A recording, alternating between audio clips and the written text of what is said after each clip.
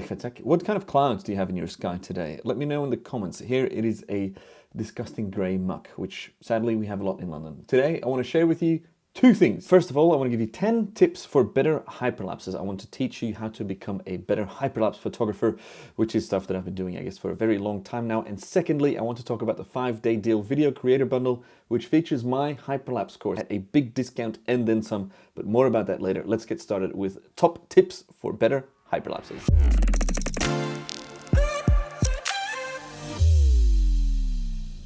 Tip number 1, shooting on a longer lens instead of a wider lens actually makes your stabilization process in post much easier. Super wide lenses can really confuse the warp stabilizer and add extra time to your post processing, so try shooting at 35mm instead of what is on the edge, I always say 24mm.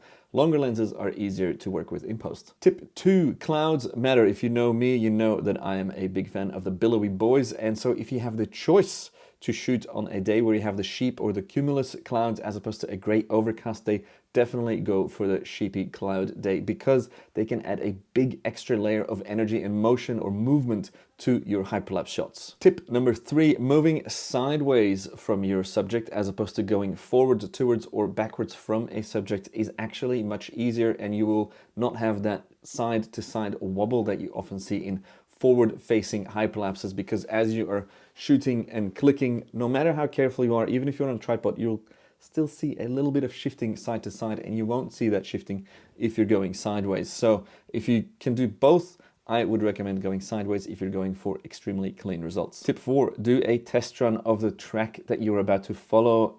Shoot one at the start, shoot one in the middle, shoot one at the end, and then just scroll through the images. Gives you a quick preview of your subject matter, of your anchor point. Will it be in the frame for the entire run? I've talked about this before, but it's such a good, important tip that I'm saying it here again. Tip number 5, shoot more images than you are planning. If you're at your starting point, take a few steps back, and when you reach your end point, try and shoot a couple photos more, maybe 20 on each end.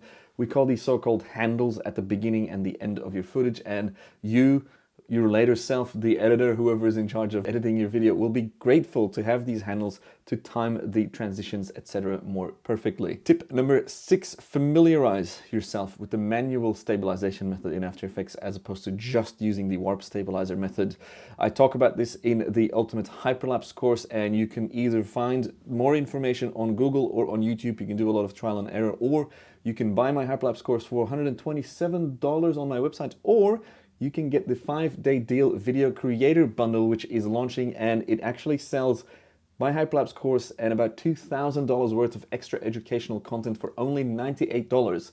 It's only around for 5 days, so you gotta be quick. Check it out via my affiliate link down below. In that bundle, you will find the content from Cinecom, F-Stoppers, myself, full-time filmmaker, studio Sherpas, Creator Galaxy, and so much more. There is content in there about lighting, about After Effects, about editing, about drone cinematography. There are premium LUT packs and so much more. Get over $2,100 worth of educational and useful content for only $98. On top of that amazing deal, 10% of each sale gets donated to charity, and since 2014, 5-day deal has donated over $2 million to charities. So get a great deal on educating yourself and have a positive impact on people and the planet. That's just a good way to do things, I reckon. Links down below, check it out. Now for some more hyperlapse tips. Tip number 7. I've made an entire video about this because it's just an amazing piece of kit. Get yourself some wheels for your tripod.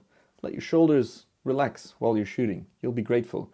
You can also use this for tip number 8, using filters. Using ND filters allows you to create motion blur in moving subjects in your hyperlapses, adds a little extra layer of production quality, and just makes things look a little bit more fluid and more cinematic. And then tip number 9, another filter tip.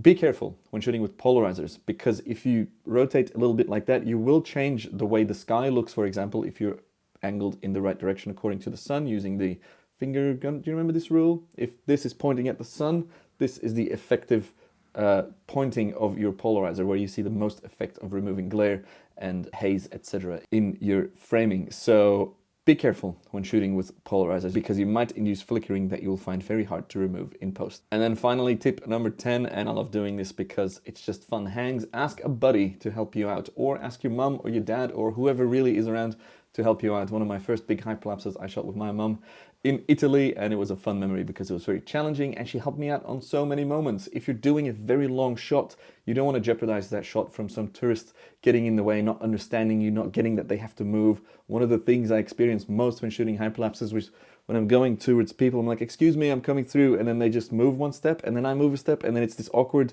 it's like they don't understand what's happening, which makes sense because it's pretty dang niche, a hyperlapse, but having a buddy there to get people out of the way and to help you watch out for obstacles, etc. is super, super helpful. So do yourself a favor, ask a friend or a family member to help you out when you're going out to shoot hyperlapses. Do you have any other good hyperlapse tips? Please let me know in the comments. I might be able to compile them for a future video. And that's all I've got for you today. Do me a favor, check out the 5-day deal video creator bundle. It really helps me. It helps this channel. It helps me create more free educational content for you. And you get a banging deal. As I said, my hyperlapse course, instead of $127, you're paying $98, and you get over $2,000 worth of other products in there as well. I mean, yeah, I can only lead the horse to the water. I can't get it to drink the water. This is what I'm doing. I'm promoting the 5-day deal here. You can find my affiliate link down below. Thanks for checking it out. Thanks for watching. Any video requests, comments, questions about where I'm filming from right now, let me know in the comments down below, and I'll try and get back to you when I can. Thanks for tuning in. May your clouds be filled. May your fluffy clouds, may your sky be filled with fluffy clouds. That's the one. Goodbye.